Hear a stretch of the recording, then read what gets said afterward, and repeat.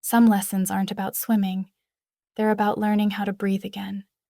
My name is Mila, and every night the pool looks different after everyone's gone. The air turns heavy, echoing with the sound of dripping water and my own footsteps on the tiles. Chlorine and silence. That's what's left when the day ends. I was locking up when I noticed her.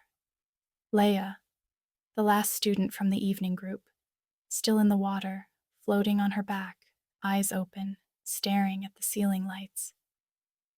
"You're supposed to be out by now," I said, half smiling. "I know," she answered, voice calm but distant. "I just wanted to try again. I can't seem to get it right." Her words sounded more like confession than complaint. I walked closer, crouching by the edge. "What's not right?" She turned her head, and the reflections broke across her face like fractured glass. "Everything," she whispered. I didn't move. The sound of the filter hummed softly, rhythmic and low. "Okay," I said. "Then let's fix it." She pushed herself upright in the water, hair plastered to her neck, arms trembling slightly from fatigue. I slipped off my shoes and knelt by the pool, resting my hands on the tiles. "Start with your breathing," I said. "It's not about control, it's about trust." She exhaled, shallow and uneven. "Again," I told her. "Slowly. Don't fight it." The water glimmered between us, blue and gold under the lamps. She followed my rhythm. Inhale, pause, release, until her movement softened, became almost graceful. When she surfaced again, she looked at me with something different in her eyes. Not gratitude, not relief, but something quieter, something that made the room feel smaller. "You make it look easy," she said. "It never is," I replied. She smiled faintly. "You ever scared of it? Of the water?" I asked. "Of what's underneath?" I didn't answer. Her voice echoed off the tiles, rippling through the silence. The lights flickered once, and I realized how still the room had become, how the sound of our breathing was the only thing left. She swam closer to the edge, hands gripping the tiles near mine. Drops ran down her wrists and slid onto my skin, warm against the cool air. And for the first time that evening, I forgot which one of us was supposed to be teaching. The clock on the wall had stopped ticking. The only sound left was the echo of the water against the edge. Slow, steady, like the room itself was breathing. Leya stayed in the pool, elbows on the tiles, face tilted toward me. The lights above shimmered in her eyes, turning them into tiny reflections of the water. "You should go home," I said quietly. "I will," she answered.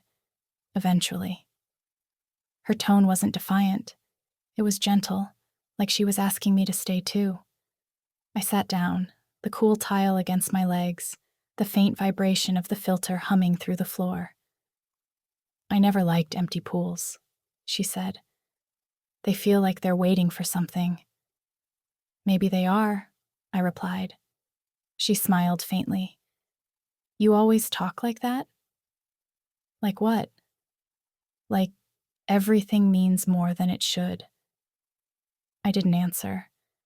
The light from the ceiling flickered again, and I watched how it played on her skin, sharp and soft at once, like the room couldn't decide what mood it wanted to keep.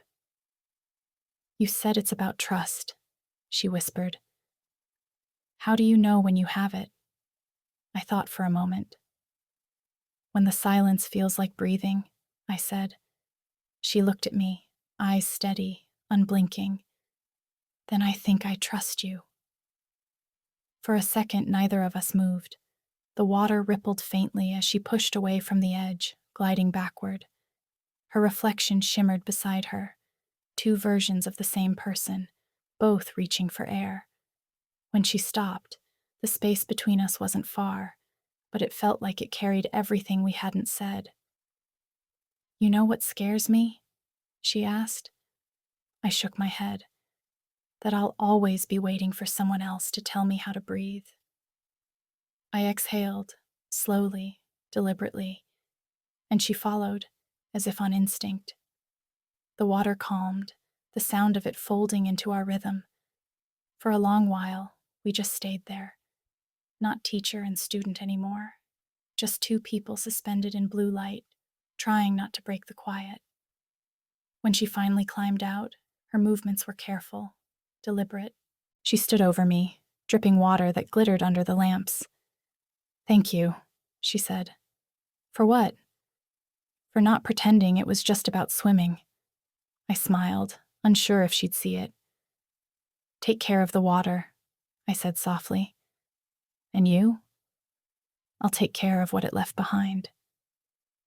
The door closed behind her, and I sat there until the pool lights dimmed to silver, the water still shimmering, holding every word we didn't say.